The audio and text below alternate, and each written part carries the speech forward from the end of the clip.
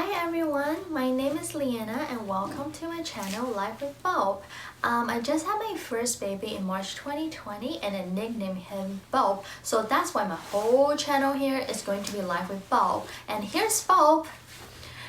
So in my channel here, I'll be sharing most of my first-time mom's experiences as well as concerns and issues that soon-to-be moms might have. So I really do hope that my channel will have some useful tips for all the new moms out there, because when I was pregnant and even after delivery, I was so lost, because I really do hope that someone was there to guide me along the way. So if you do like my content, please click on the subscribe button below and turn on the notifications so that you'll be notified each and every time when I upload new videos. Oh, by the way, I will be uploading all new videos on every Sundays, so please keep an eye on my new videos. So in today's video, I'm gonna share with everyone my greatest challenge so far for being a first-time mom. And yes, that is breastfeeding and engorgement.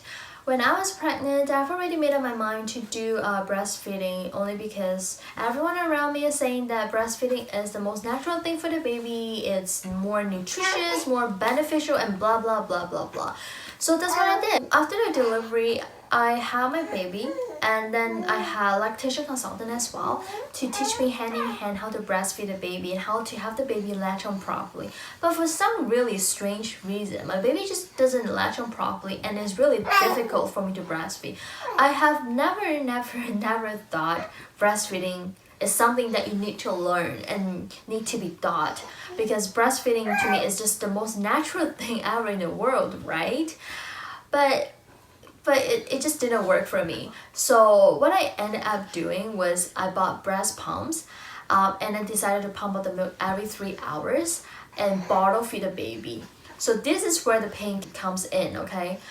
When I started a breast pump, about 5 days, my milk supply started to kick in, which means that I get more and more milk. And then I got engorged. When I first got engorged, it was so uncomfortable.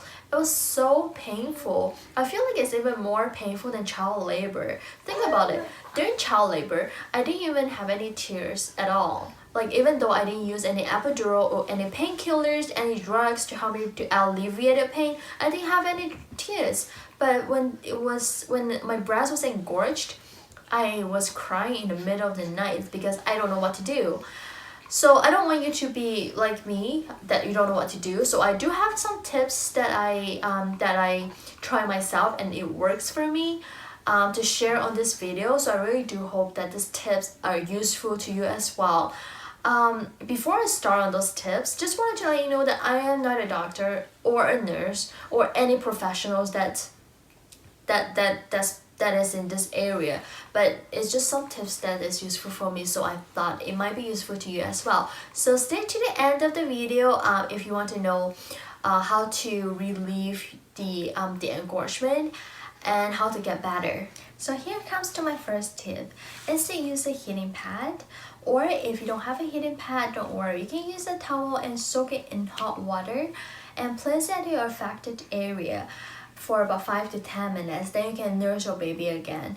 Or if you're like me, you can do breast pumps again. So for each feed or for each pump, always remember you have to empty your breast. I just cannot mention this enough because this is really important. What do I mean by emptying the breast? That just means that after you empty the breast, you should feel your breast being soft and not painful anymore if you're engorged, because engorgement is really painful. So after you empty the breast, you shouldn't be feeling any pain, and then your breasts are soft and you just kind of know that it's emptied and you just feel comfortable afterwards.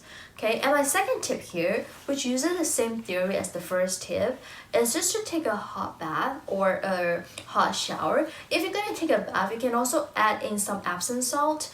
That also can help you to clear the milk ducts. So after the bath or shower, you can go ahead and do your nursing or do your pumpings.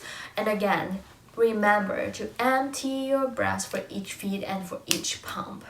And for my third tip that I have here is to do hand massages. So what I mean by that is I usually just, when I'm doing my pumpings, I usually just for the engorged breast, I just use my hand and massage it from the back to the front of the nipples, and that can help you to really clear out the milk ducts and to smooth out the flow. I find this is also very useful, and I really do hope that this works out for you as well. And also, if you want to know how to reduce swelling, you can actually just use an icing pack or use a towel and soak it under cold water and place the affected area for 5-10 minutes.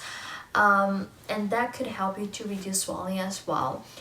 So all of the above is what I find that is useful for me when I have engorgement.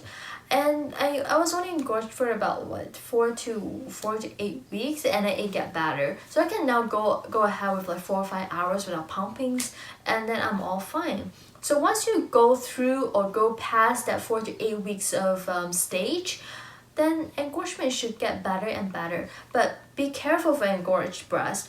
If you are engorged, just remember you have to pump out or you have to do some kind of action as soon as possible, because engorgement can also lead to more serious illnesses like high fever, or you can be really sick from engorged breast, and maybe you have to even go to hospital for it. And right now it's really not a good time to go to hospital, right?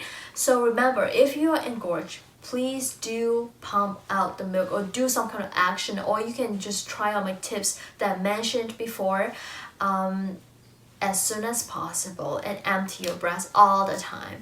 So these are all my tips for engorged breast, and I really do hope that you enjoy my video, and I really do hope that the tips are useful to you. If you do have any questions for me, please feel free to comment below, and I'll be sure to connect with all of you.